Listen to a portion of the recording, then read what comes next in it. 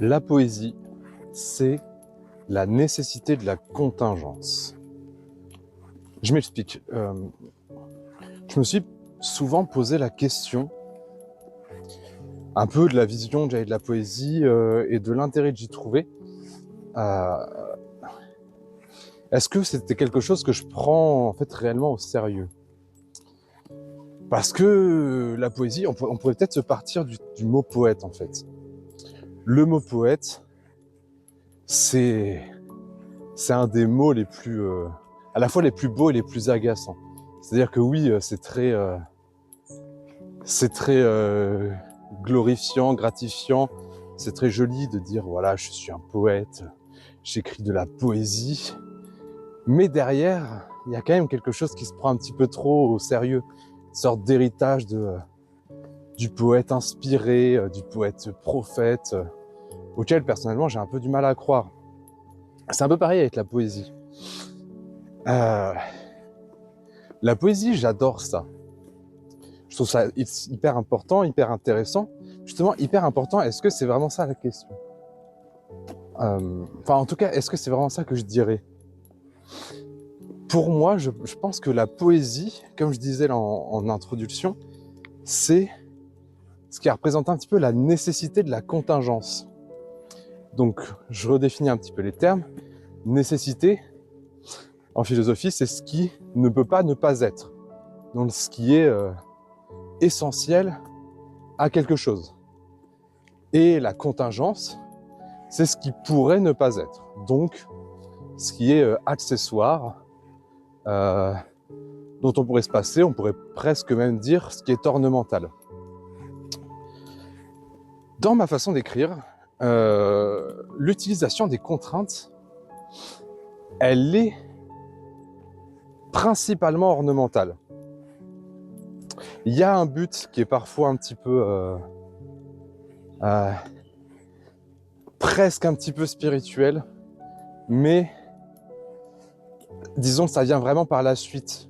Moi, l'objectif, ce qui m'intéresse quand je commence à écrire, c'est en fait de m'amuser avec les mots pour décrire des choses qui sont importantes pour moi. Donc ça peut être des sentiments qui sont importants. Donc on n'est pas dans l'ornementation totale. Mais par contre, dire ces choses qui sont importantes pour moi, ces sentiments, ça peut être des choses personnelles aussi. Dire ces choses-là, pourquoi utiliser la poésie en fait? On pourrait voilà, utiliser la prose simplement, ou même encore une poésie un peu différente de la mienne, une poésie qui pourrait peut-être se prendre un peu plus au sérieux, peut-être paradoxalement une poésie en fait plus libre, qui essaierait de coller au corps des expressions, soit des expressions du langage courant, soit vraiment de l'expression des sentiments intérieurs, la tempête intérieure, etc. Mais c'est pas le cas. Je pense que je vise plus une sorte de désinvolture dans l'écriture de choses qui sont pour moi importantes, donc on pourrait dire essentielles. Bah après, qu'est-ce qui est essentiel et qu'est-ce qui est nécessaire, et nécessaire par rapport à quoi? Aussi, c'est un peu ça la question. Mais donc, la poésie que je fais, elle n'est pas vraiment faite pour être profonde de base. En fait, la profondeur, c'est un bonus. Et pourtant, s'il n'y a pas de profondeur, elle sera un peu incomplète. L'idée, c'est d'associer les deux. Donc, disons que la poésie que je fais, l'idée, c'est d'arriver à présenter avec ornementation un petit peu non nécessaire, présenter des choses qui sont pour moi essentielles. Et peut-être que la poésie, elle n'est pas faite pour présenter les choses comme étant essentielles. Il y a une chose qui est assez révélatrice de ça dans la façon que j'ai d'écrire, c'est que souvent, je pars sur une idée et il va y avoir quelque chose qui va venir parasiter ça, ou en tout cas une idée supplémentaire, et je vais m'y greffer. Et je vais partir vraiment d'un bout à l'autre, je vais passer d'une idée à l'autre, et ça montre bien qu'il n'y a pas de réel de réelle nécessité dans ce que je dis. C'est-à-dire que j'arrive souvent avec une idée, je me dis voilà, j'aimerais écrire un poème qui a telle forme, qui a parlé de tel thème, j'ai 7 rimes et 7 rimes un peu en tête, j'ai un petit vers pour la fin, voilà. Mais dès que je vais arriver à un petit peu à rechercher, à trouver d'autres choses, et ben en fait la phase de ce poème, elle va complètement changer. Et moi je trouve ça très bien d'écrire un petit peu à l'aventure, comme dirait Du Bellay. Donc moi ça me correspond très bien. Et je pense que c'est justement ça qui me plaît dans la façon d'écrire, c'est cette liberté en fait. Cette liberté de pouvoir complètement passer sur autre chose et de se surprendre à passer 3 heures à écrire sur quelque chose que tu connaissais même pas, en fait, que tu viens de découvrir en faisant des recherches sur une rime, quoi. Donc, c'est ça qui me fascine. Et donc, là où je parle de nécessité de la contingence, c'est que il y a besoin de cet espace de liberté où au final, on a l'impression que tout a un sens, tout a une profondeur abyssale, mais en fait, ça peut être balayé en un revers de manche, tout comme les concepts peuvent se retourner comme des chaussettes. En fait, c'est pas ça qui fait le goût de l'écriture, même de la lecture. C'est pour ça que j'ai aussi un peu de mal avec la lecture, parce que c'est pas le même rapport au niveau de la liberté. Et je pense que j'apprécierai un peu plus la lecture quand je serai démaniaquisé de la contrainte de finir un livre ou de lire à un certain rythme. Voilà. Mais bref, c'est pareil pour l'écriture. Je pense qu'il est absolument nécessaire de laisser de la place aux choses qui ne le sont pas. Voilà. Et que d'écrire un sonnet qui sera compris par à moitié personne, même presque qui aura des fautes, qui sera jamais tout à fait terminé, et ben moi c'est ça qui me motive. Après j'aime bien, voilà, dans mon côté un peu maniaque aussi, j'aime bien avoir des projets que j'ai en tête, que j'arrive à mener à bien d'un point A à un point B, et qui a une importance fondamentale pour moi. Mais est-ce que c'est vraiment si nécessaire à ma vie? C'est-à-dire que je pourrais ne pas écrire, que ma vie serait sensiblement la même au final. Après, elle serait très différente, mais elle serait très différente dans le sens où, bien sûr, je passerai pas mon temps à écrire, j'aurais pas les mêmes centres d'intérêt, il y a plein de personnes que je connaîtrais pas, etc. Mais mon caractère serait pas sensiblement différent. Je pense avoir à peu près le même caractère qu'avant que je commence à écrire. Évidemment, ça évolue toujours, mais vous comprenez ce que je veux dire. En tout cas, même si ça m'influence, je sais pas si c'est quelque chose qui est nécessaire pour moi. Évidemment, c'est pas nécessaire. Les choses qui sont nécessaires pour moi, c'est de manger, dormir, être en bonne santé, quoi. Donc voilà. Et je pense que dans une société, on est toujours plus. En fait, il y a 2 choses dans notre société qui va peut-être un petit peu à l'encontre de cette contingence. C'est la sollicitation, la guerre de l'attention, etc. Et le besoin de productivité. C'est-à-dire que l'écriture, et même l'écriture versifiée encore plus, c'est vraiment dur d'être productif. Et là, maintenant que j'ai un peu moins de temps pour écrire, je me rends compte que très vite, ça donne envie d'écrire en poésie libre. Parce qu'en fait, en poésie libre, qu'est-ce que c'est? Enfin, qu'est-ce que ça peut être, hein, c'est pas que ça. Mais en tout cas, ça peut être la facilité de présenter une idée qu'on a. C'est-à-dire que tu as une pépite, tu as une petite idée, tu la présentes avec une espèce de saccade émotionnelle, un petit peu exaltée, mais très déconstruite. Mais tu vas quand même mettre en écrin ton idée, ça va quand même la mettre en écrin.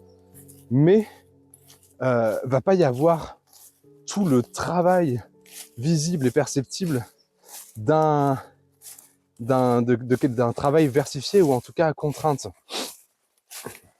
Et donc, ça, c'est un petit peu dommage. C'est comme construire des HLM à la place des cathédrales.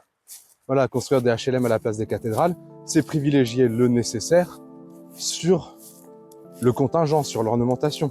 Si on considère que la spiritualité, la religion, c'est contingent.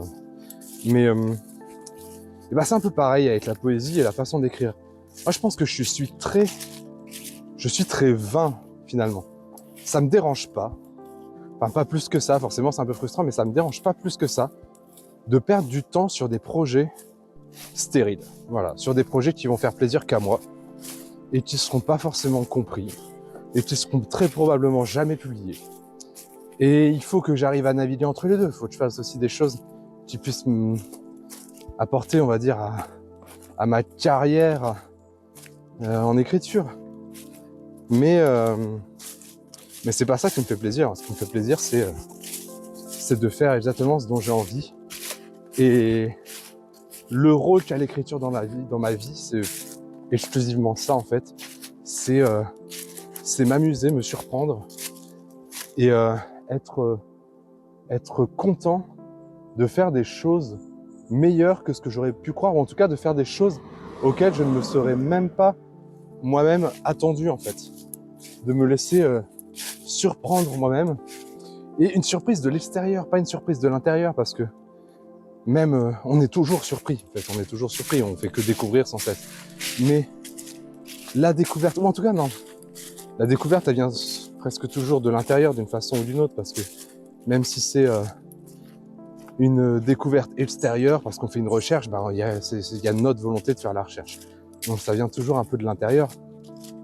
Mais il y a des choses qui viennent d'un intérieur un peu clos, c'est-à-dire voilà l'épanchement d'émotions spontanées que j'apprécie aussi, mais c'est pas ça qui me fait rester éveillé la nuit en fait. Voilà. Et il y a des découvertes intérieures qui sont liées à des contraintes, à des facteurs extérieurs et pas à à suivre son propre mouvement en fait. Et donc ça va être l'exercice de la contrainte qui va t'obliger à faire des recherches. Ça peut être effectivement tout ce qui est découverte, lecture, expérimentation. Et voilà, moi c'est ça qui me fait rêver, même dans l'idéal, j'aimerais bien à terme essayer de tout tester. Tester un maximum de choses, un maximum de types d'écriture. Tout m'intéresse, j'adore cette variété. En tout cas, de vraiment pouvoir tester un maximum de choses.